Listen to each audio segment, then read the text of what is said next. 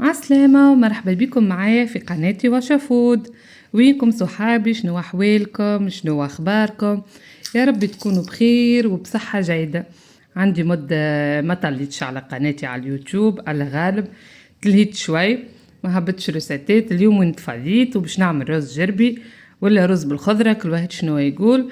حبيت نبارتاج معاكم الوصفة ولا الطريقة متاعي، يا رب نكونوا عند حسن ظنكم وان شاء الله تنال اعجابكم.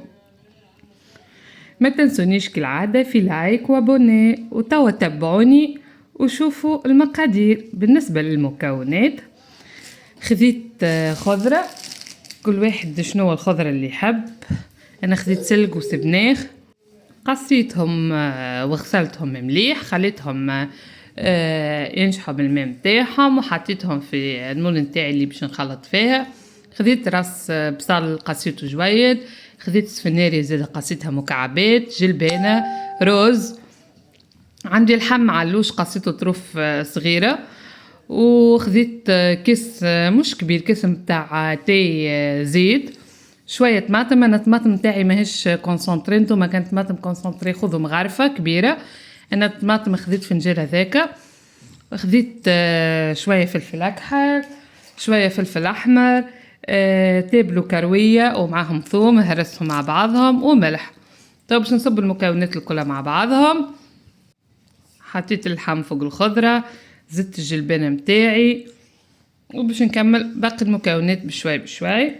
نحطهم الكل مع بعضهم. هذيك كعبة بصل مقصوصة قصيتها مكعبات جويدة وهكا زدتها معاهم. تنجموا زادة تزيدوا الحمص، يجي فيه حمص، اما انا ما نحبش الحمص، العائلة ما ياكلوهوش، هذاك علاش ما حطيتش. وكل واحد يحط الكونتيتي اللي يحب عليها، قديه باش يطيب برشا ولا شوي، انت حسب العائلة متاعك.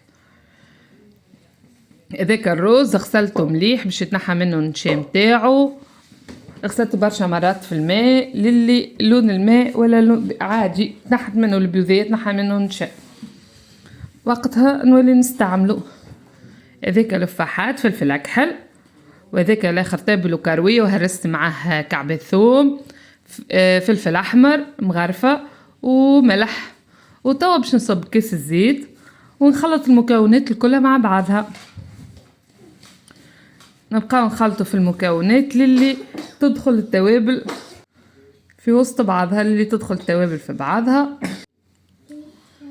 باش نلبس القوم تاعي ونحرك المكونات الكل مع بعضها كما نعملوا في العصبان، كيف هكاكا خلطهم الكل مع بعضهم للي تجانسوا.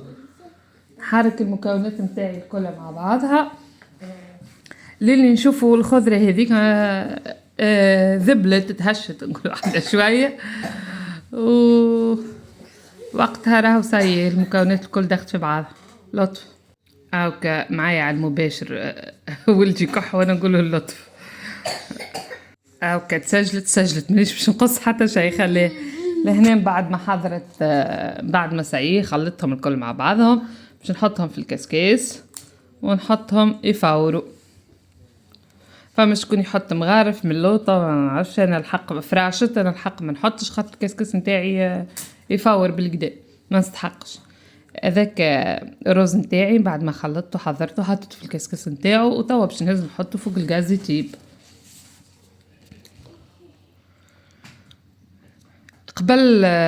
قبل ما نحطوا الرز يفور نحطوا الماء ونخلوه يغلي فوق الغاز مليح، ومن بعد نحط الرز نتاعي باش يفور.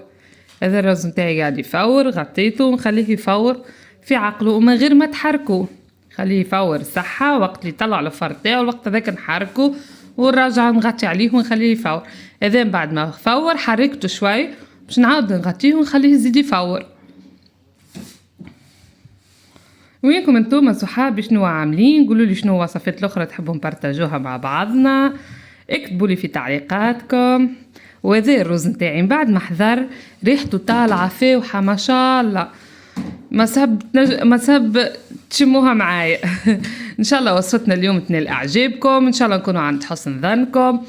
وتوا معليا كان نقولكم باي باي، نتقابلوا في فيديو اخر ان شاء الله.